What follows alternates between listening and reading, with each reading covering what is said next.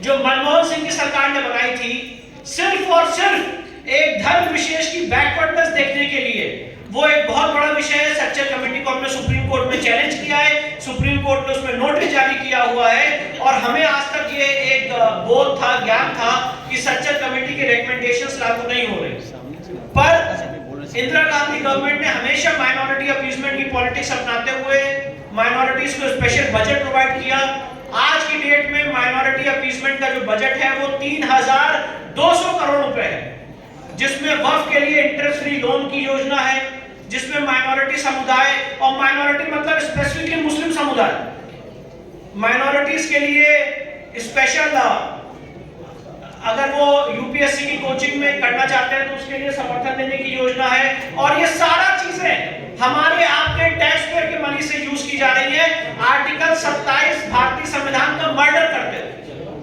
तो ये एक सबसे बड़ा विषय है कि सच्चर कमेटी की योजनाएं कैसे लागू हो रही है और कैसे इस देश में माइनॉरिटी मिनिस्ट्री और माइनॉरिटिज्म बढ़ रहा है, कैसे इस देश में आर्टिकल 27 का वायलेशन करते हुए, उसका मर्डर करते हुए माइनॉरिटीज के लिए स्पेशल योजनाएं चलाई जा रही हैं। और यही बात संविधान सभा में उठी थी कि माइनॉरिटी को स्पेशल चश्मे से देखने के लिए एक स्पेशल ऑफिसर की नियुक्ति की जाए। और उस समय संविधान सभा में सरदार पटेल ने कहा था कि अगर यहाँ की माइनॉरिटी इतनी वेल निट है कि अपने दम पे अपने पॉपुलेशन के आधार पे देश का बंटवारा कर सकती है, तो इनको कोई स्पेशल अधिकार देने की जरूरत नहीं। उस सोच के खिलाफ आर्टिकल 29-30 संविधान में ऐड किया गया, और आज आर्टिकल 30 सब क्लॉज 1 में माइनॉरिटी एजुकेशनल इंस्टीट्यूशंस फल फूल रहे, पनप रहे हैं, और उनका जो पैसा है वो एक कॉज के लिए, एक चीजों के लिए उपयोग किया जाता है। दुर्भाग्य यह है कि हमें आपको भी अपने बच्चों को इस माइनॉरिटी एजुकेशन इंस्टीट्यूशन में भेज के बहुत गौरव महसूस होता है। और साथ ही साथ मैं ये बात रखना चाहता हूं आज आपके सामने कि हमारी गुरुकुल परंपरा जो है वो बंद हो चुकी है। आज आप कोई एक ऐसा उदाहरण नहीं पाएंगे कि संस्कृत के लिए गुरुकुल खुला हो संस्कृत पढ़ाने के लिए, क्योंकि माइनॉरिटी दो तरह की होती है, लिंग्विस्टिक माइनॉरिटी और रिलीजियस माइनॉरिटी। संस्कृत अगर देखा जाए तो पूरे देश में हर एक राज्य में माइनॉरिटी भाषा है, पर संस्कृत के लिए आप कोई ऐसा इंस्टीट्यूशन नहीं पाएंगे जो खुला हो और जिसको केंद्र सरकार या राज्य सरकार फंडिंग कर रही हो, अनुदान कर रही हो।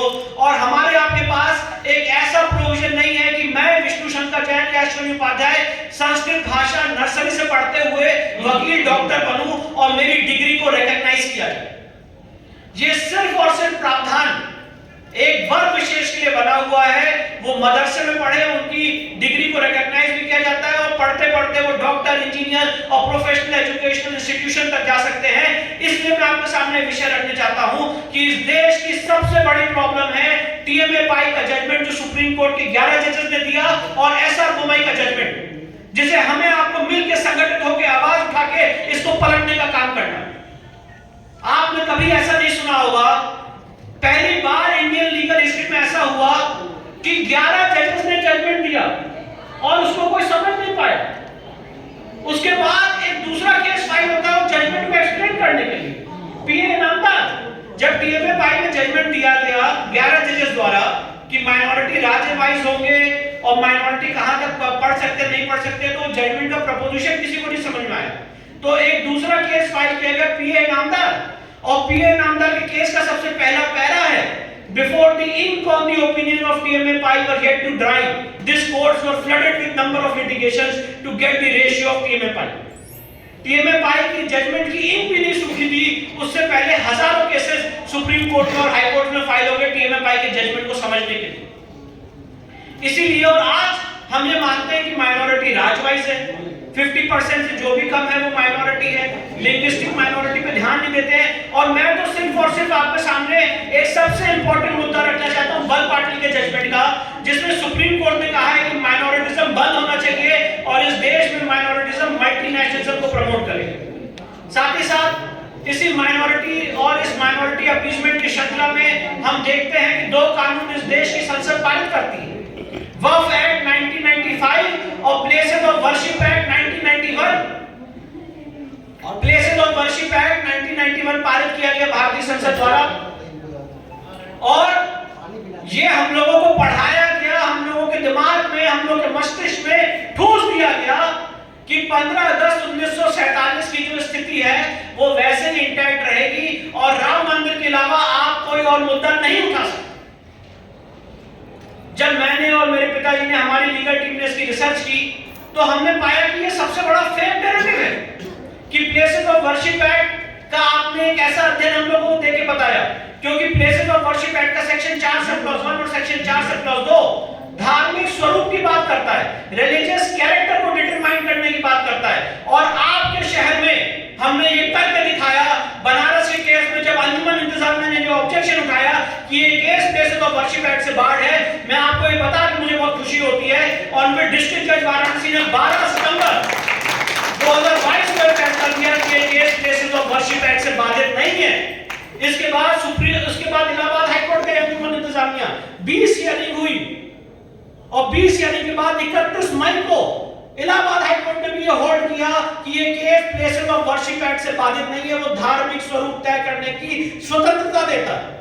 अगर अपनी बात को उदाहरण के तौर पर समझाना चाहूं कि अगर आज कोई किसी मंदिर में आके नमाज पढ़ ले तो क्या मंदिर का धार्मिक स्वरूप खत्म हो जाएगा, या वाइस वर्सा अगर आप कोई मस्जिद में जाके मूर्ति रख दे तो क्या मस्जिद का धार्मिक स्वरूप खत्म हो जाएगा?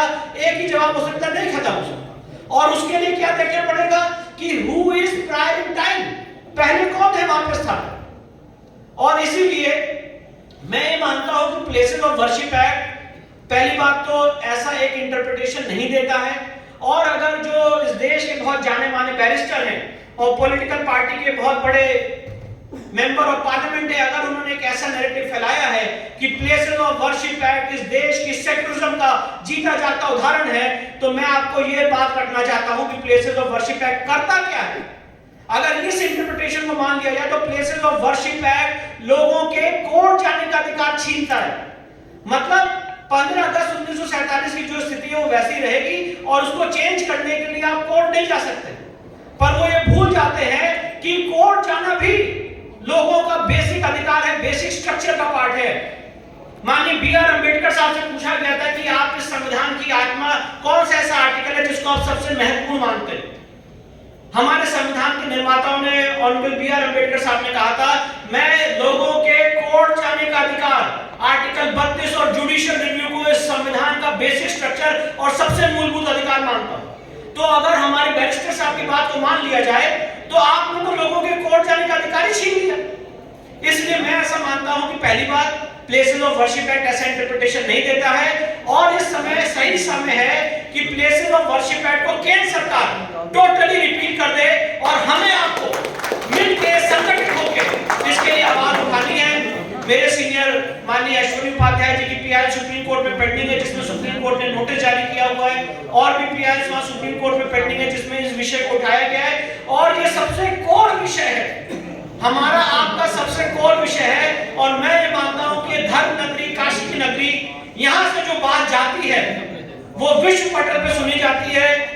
हमारे प्रधानमंत्री भी इसी कॉन्स्टिट्यूएंसी से चुने गए हैं, इसलिए हमें आपको मिलकर संगठित होकर ये आवाज उठानी है कि इस समय फिट समय है कि प्लेसेस ऑफ वर्शिप एक्ट को पूर्णतः रिपील किया जाए। अगर राम मंदिर का मुद्दा कोर्ट में चल सकता है तो काशी, मथुरा, हजारों मंदिर जो आक्रांता और द्वारा तोड़े गए हैं, आज वो अपने अधिकारों की प्रतीक्षा कर रहे हैं। चाहे वो भोजशाला का मंदिर हो जहां पे संस्कृत की रिचाई मिटाई जाती है, हवन कुंड में थूका जाता है, चाहे वो 64 योगिनियों का मंदिर हो मध्य प्रदेश में, चाहे वो कर्नाटक के मंदिर हो, चाहे वो हनुमान जी का मंदिर हो, चाहे वो कृष्ण जन्मभूमि हो, चाहे वो काशी का ज्ञान व्यापी परिसर हो, ये सारे मंदिर आज अपने अधिकारियों के लिए लड़ रहे हैं और यही चाहते हैं कि कम से कम उनकी बात कोर्ट में सुनी जाए, उनको यह अधिकार दिया जाए कि वो अपनी बात हिस्टोरिकल फैक्ट और फिगर के आधार पे कोर्ट में प्रूव कर सके। पर यह अधिकार भी अगर कोई देने को और रोकने का काम कर रहा है तो ऐसे एक्ट को समाप्त करना चाहिए।